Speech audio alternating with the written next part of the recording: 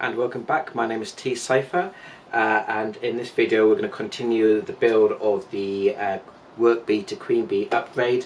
This time we're going to be looking at the Z-axis, and we're going to walk through the steps I'm going to take to assemble my Z-axis. I will say this is going to be a bit of trial and error. I will say that there will be other ways of doing this, but hopefully the way I do it will work. Okay, equipment we're going to need our Z-axis with its linear rails assembled in place. So I did that in the previous video. We need our Acme screw thread appropriate for the Z-axis. This comes directly from the previous QueenBee I disassembled. We need the two end plates for the Z-axis, along with the bearings, washer and lock nuts. I've left that one assembled on the Z-axis, so that's positioned right for the top end. We need the stepper motor for the Z-axis, and we also need a Acme thread block. Again, that's taken from the previous QueenBee. Along with that, we also need the 8 M5x15 bolts to bolt the bottom plates onto the Z-axis. We need 2 times 9 mm spacers for each of the 35mm M5 bolts, along with 2 of these mini shims that were supplied by CNC Pro. I keep saying CNC Pro. CNC 3D. Okay, so bringing us to a total of 4 6mm and 4 mini shims, along with 2 nylon nuts, and then we need some M3x8 button head bolts and the 4 MGM15 blocks. Okay. Along with that, we're going to need some tools. So I've got my selection of Allen keys there, and also an adjustable spanner just there. Okay, so let's make a start. Right, this is a little spoiler for actually later in the video. This is Future Ross speaking. Before you actually go through the process of doing this assembly, I would recommend you have a look at the video. Hopefully I've got it hovering somewhere, the link hovering in front of the screen somewhere right now, and it's about how to calibrate your cheap Chinese linear rails, and it's a process I am actually going to do after recording this video to get the maximum performance out of my rails. But from Future Ross, handing you on to Past Ross. Hello, and Future Ross back again. So I've been in more conversation with CNC 3D, and they have actually just raised a couple of issues they suggest with using the wooden blocks to make sure the rails are parallel. So what I've done is I've stripped back, so I've got 2 blocks of the blocks in, and I've got a little dial gauge indicator in place, and what I've done is I've run it up and down the rail, loosened off the near one and brought it into square. It was about 0.1mm out one side to the other. So if you can watch now, you can see that the dial is moving a little bit, but when I get back to the other end, it's back to around about where it was before. Yeah, you're out of picture, aren't you? Let's bring this back a little bit so you can see what's going on, and show that again. So hopefully we can see that's at 0 roughly. If I come across nice and slow, see it fluctuate a bit and then come back to 0ish. Okay, so what they recommend is that you actually put one rail on square and true, then mount the rest of the assembly in place with this near side rail loose, and then use that alignment to get yourself to a basic square, then use a dial gauge indicator to get it spot on. I would say that this is not my material one. It's not as so I don't know how much I trust it compared to that, but it does say it's in 0.002 increments, so in theory it's 5 times more sensitive than the larger one I have, which I can't really get on and show you anything. So that's it, that extra bit from Future Ross. Back to the main show. We'll continue the build onwards. Okay, so the first thing I'm going to do is I'm going to disassemble and expose our little MGN15 blocks. I've actually pre-sliced this particular one already, but now the important thing to remember with these is we need to try and keep these little pieces in place for as long as possible, because these stop the balls coming out and going all over the place, which in all honesty I think we can agree we do not want happening. So what we'll do, I've got a knife here somewhere and I'm just going to slice along the actual inside the plastic thing here, because then I know I'm not going to be damaging the actual block itself.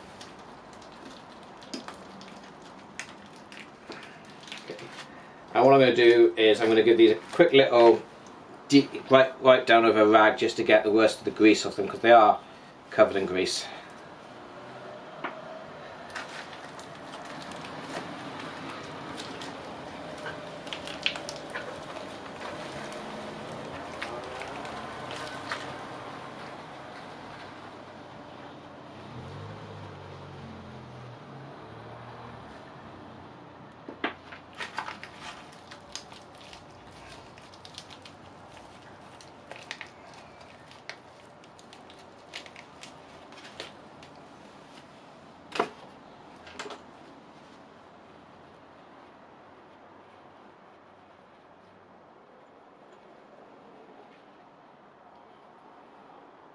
Okay, so that's the 4 of them. Okay. Now, what I'm going to do is I'm going to do them singly. I'm going to get out my M8s, M3x8s.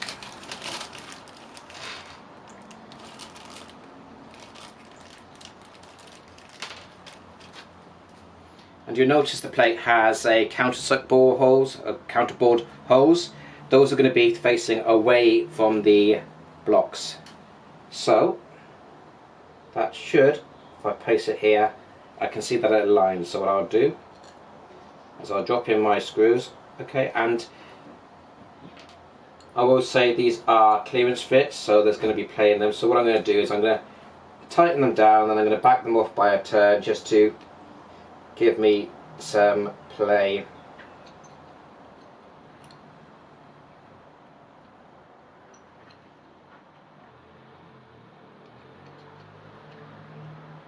When I want to align it up.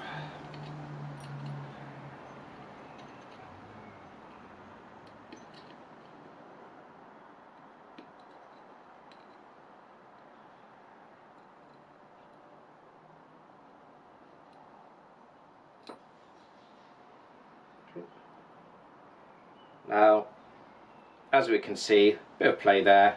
I'm happy with that for the moment. I'm going to use that to align everything up in a minute.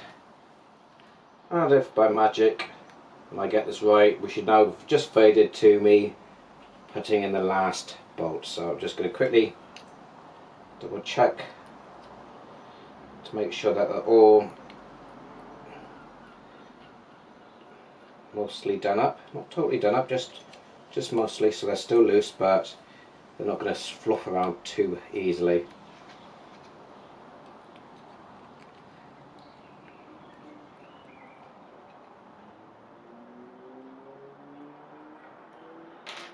So now, if I flip this block over,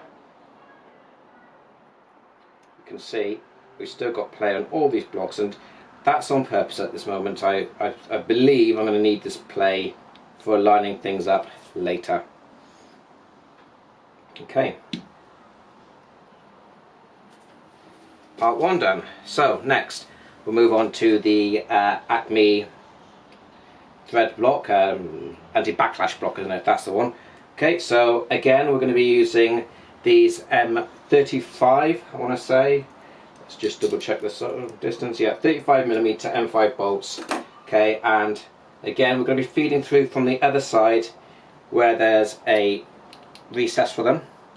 And this, now that's interesting, looks like it's too big, small.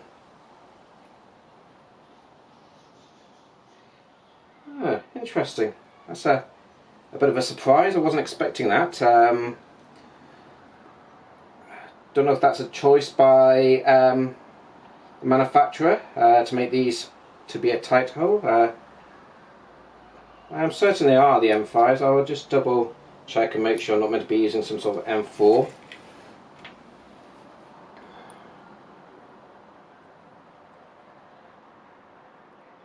So, right, Z Darwin is going to be a 2 times M5 35 bolts. And I'll just confirm that this is a M5 bolt. I'm 99.9% certain it is. Yep. Okay, so interesting choice. I've had the hole I've come across so far as being a tight fit. Get that back in before things go peaked on. Might get a little bit of tape over that. 2 seconds.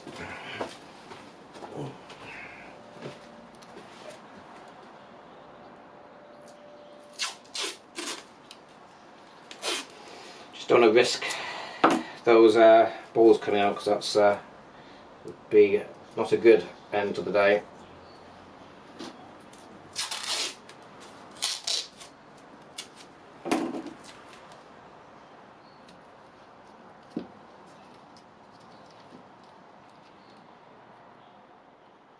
Okay, so what I'm going to have to do is actually power these in a little bit, unfortunately.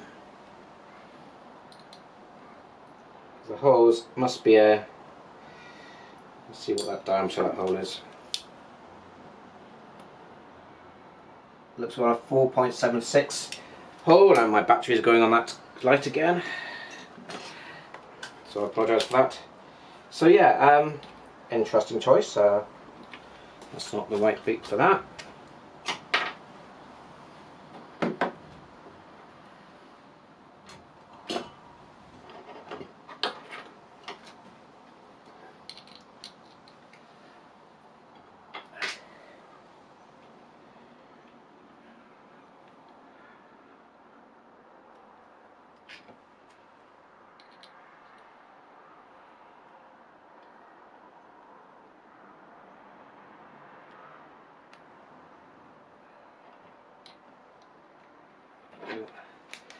So effectively tapping it into the material. Not ideal, but it is what it is.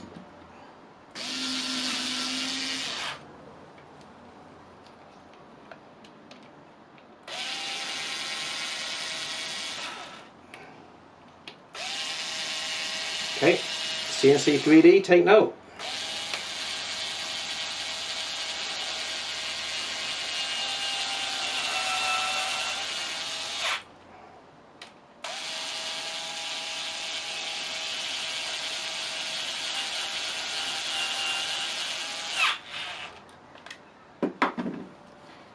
Okay, and then we've got our stack of spacers. So what I'm going to do is I'm going to put a spacer on each, and I think I'll put the 2 mini shims in the middle of each one. I'm not too sure how this is going to work out actually, because as far as I remember, in the original part, there was play in that whole set.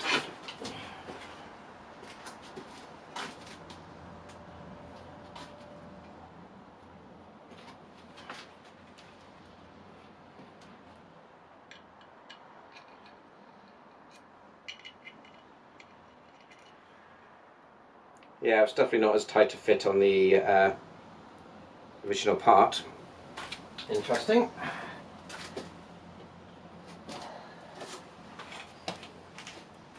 Okay, and it's going to make it interesting putting the Acme block in place. So I'm going to place it that way up. And here's where the problem is going to lie, because I'm going to have to place these in. And then normally what you do, you use the block itself to pull in the part, but with it like this, will it turn? Okay, it's working. I'm getting away with that. Yeah, it has worked, but it was a surprisingly tight fit. Okay.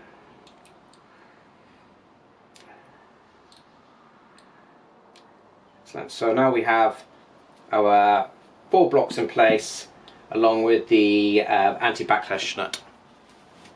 Okay, so what I'm going to do next is I'm going to reattach the top block onto my top plate onto my Z-axis carriage. Okay, so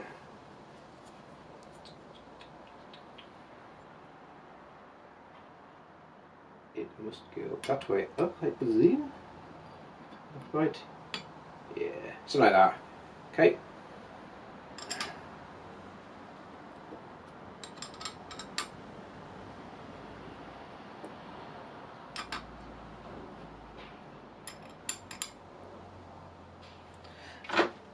Just gonna cheat, make sure I've got it the right way up.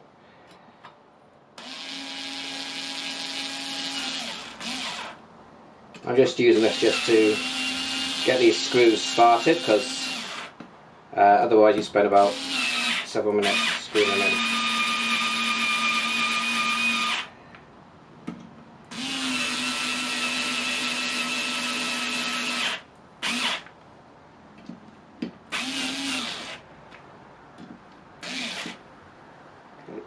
Should a little bit of play. Okay, that's coming in. Fine, I'm going to tighten this one down all the way, nice and tight. And this is the point I realise I probably need to be thinking about how I put on a couple of other items. So I'm going to put that in place, put that back, pause the video for a second and just have a quick think. Okay, so what I just thought about was the Z-axis limit switch. Actually, it's not too much of a problem. You can probably do it post anyway. But I've also just grabbed some other T-nuts for my assembly. So, right, take this. What I'm going to do now is I'm going to install some, put in place some T-nuts for my usage. Okay, so I've got a couple of M4s T-nuts, which are going to go into the right hand side back as I look at it, and this is for a air assist system. Like I said, I prefer using this type. And then I'm also going to need to put in a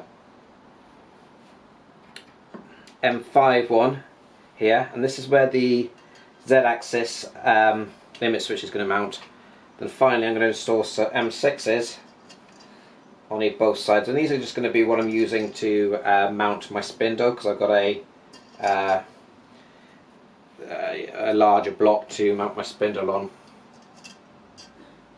So I'm just getting them all into the parts before I tighten everything up. Okay, next what I'm going to do is I'm going to feed the nut block in, and I think I want it so, yeah, let's just do it this way round, so the adjustment is from the bottom.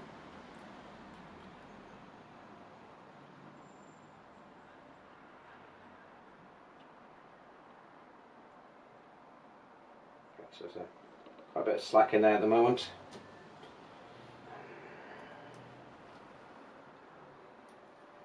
I'm just going to nip this up, try and take that slack out. Not too much.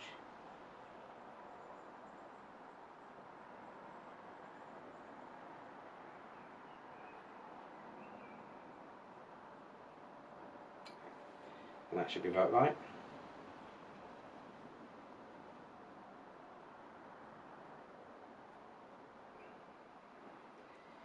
Maybe a smidgen more.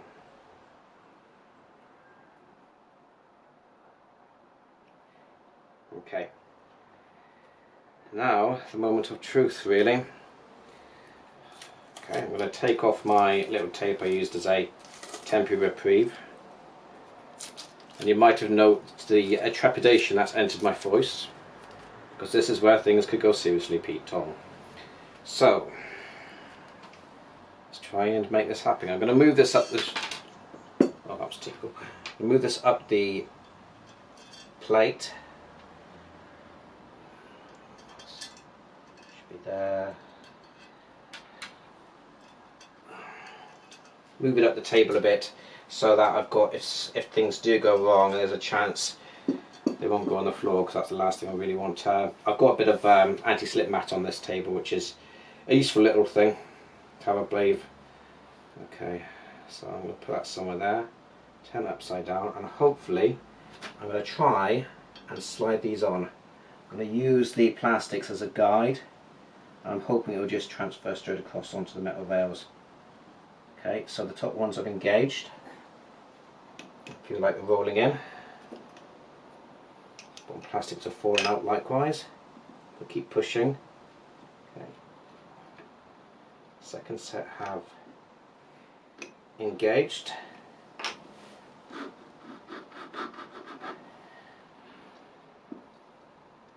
Okay.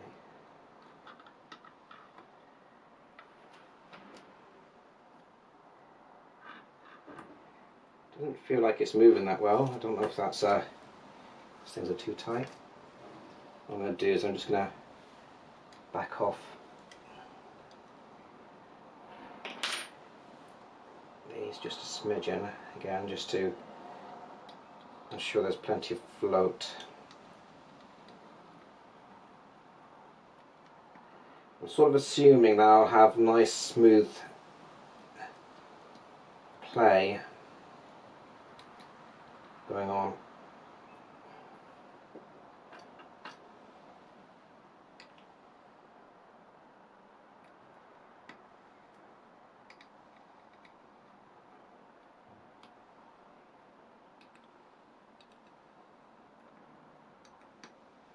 Okay, so that's definitely loose. Okay, it's smooth.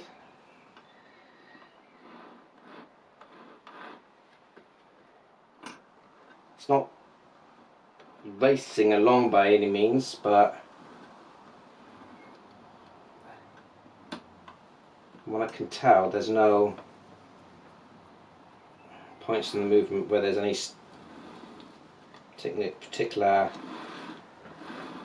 toughness, so I think we want to run it out. What I will do, I will oil these rails. I'll just stick a WD on them for the time being, purely because that's all I've got. I do notice the blocks have a little little holes in them. I don't know if that's actually a point you can use for oiling them. I've got some white lithium I'm going to be using on the way, hasn't arrived yet. Okay. Yeah, it's moving nice and smooth now. Yeah, that's good. So I'm just going to wind that back out a bit.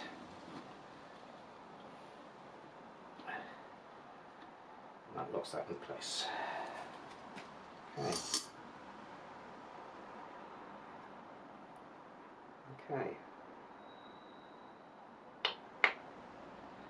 Now I might have misunderstood the instructions here, because something doesn't feel quite right here. The actual, I would say, the block is too low, just as I eye it, which is a bit of a shame. So what I'm going to do, I'm going to disassemble, try some things and get back to you. Okay, so what I've done, I've no idea if this is in focus or not, is I've actually removed the two mini shims, and it appears to line up pretty much spot on now. So what I'm going to do is I'm going to go back through the steps and reassemble the plate back onto the blocks. So the plate's back in place, still got a little bit of play in it, and if I just present it up to the bearing that's in place from the top, it's aligned quite nicely. So I can just push that all the way in. Okay, so next bit, I need to just double checking all my other bits are in place. Let me just make sure that that's an M5 in there.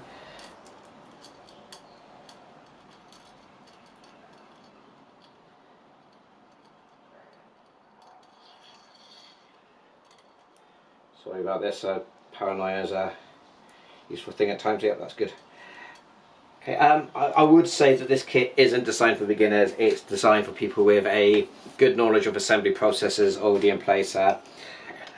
Fortunately, as part of my role at work in the past, I did actually, for a period, I was basically taking parts, brand new parts for new build stuff, and working out how they would go together when they're first manufactured. So it does give me some insight and expectation of things don't necessarily always go right. I would also say part of me is thinking about Loctiting a lot of these screws in.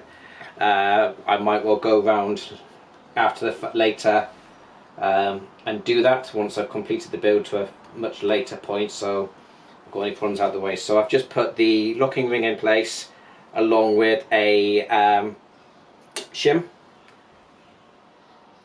then its bearing block. Okay, I understand that this is a WorkBee Type 1. I believe the other versions of the WorkBee probably are using the same system for the Z-axis, although I know they're definitely using a different system for the X and Y, and I actually might run into a little bit of issue linked to that later, but we'll see. So what I'm going to do now is, I've got this. Okay. I would say there's actually still a little too much. If I look here, I don't know if we can see in the focus, the rail's not quite lining up. It's about a millimetre out, which suggests to me there's still too much shim build-up going on. So I'll probably have to disassemble and take another millimetre off it. Let's move this to the other end of the carriage and see how it looks. Like I said, that's this is designed for, not designed for novice people, so things are going to happen.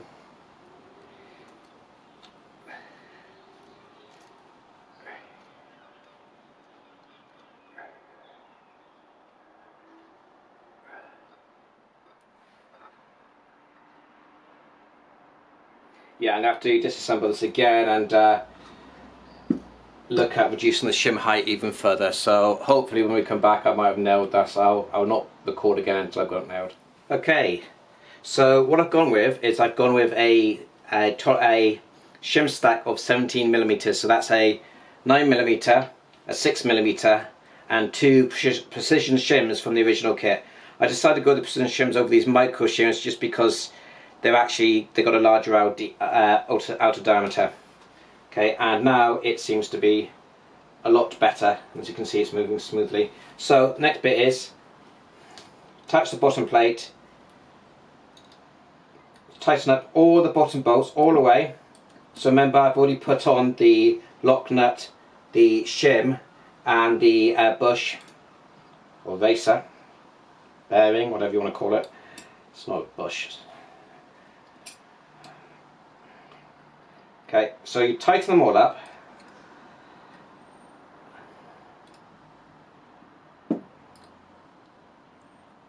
Then you come off a complete turn.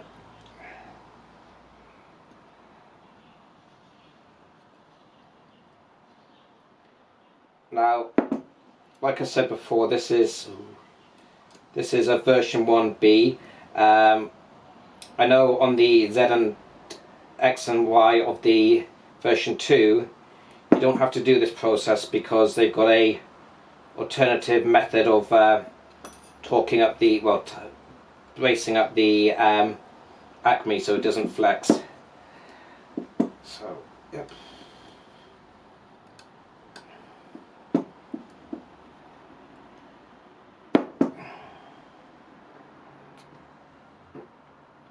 Now I will say this just as a thought. I do wonder if the shim count error is somehow linked to the fact that I found these bolts are too short along. I wonder if that the samples that CNC3D had might have had a different height rail. I'm just going to measure this as a reference. Sorry about that. Okay, so I have a height of 10 millimeters there. Okay, so what I've done, I've actually mounted up a dial indicator on the C-beam, dropping down onto the plate itself. I've nipped up the nuts as the bolts, and what I've done, I've actually just, by applying a little bit of persuasion with the old hammer, like taps, I've squared it up so that as it runs back and forth, the dial stays the same. Hopefully this will happen when I do it. I'm going to try zooming in. I do apologise, the picture all goes a bit weird. To give you a nice view on this, just back it out a bit. Hopefully it's focused nicely, and if I slide it, you should see it drop off. That's coming off the one side, so it was at 1 millimeter set, and then back onto the other, and there we can see it is bang on the same value. This is it is a material apparently with a 0.01 per increment accuracy, so hopefully that will be exact enough. I do apologise about the lighting, don't have the best angle here and can't provide light from it. And with this I'm going to bring to an end this build on the Z-axis. What I am going to do is I'm actually going to take this apart, because I've been provided a link to a video about calibrating your Chinese import linear rails, and I'll try and put a link in the corner somewhere, maybe over here somewhere, if I can work out how to do it on YouTube. And what I'm going to do is I'm going to follow that process just to get my linear bearings to be as dialed in as possible. But beyond that, as far as I'm concerned, we are good. We've got a rail that is moving perpendicular squarely to the mounting block, which when I come to mount this to the Y plate, I can then square it up nice and easily. Of course, I'll go through and tighten up all the bolts as for final tightness. Okay, thank you everybody for watching this video. Hope you learned something. I hope you enjoyed. Please like and subscribe, and see me in the next video when I attempt to do the Y-axis. Might be a week or so. Bye for now.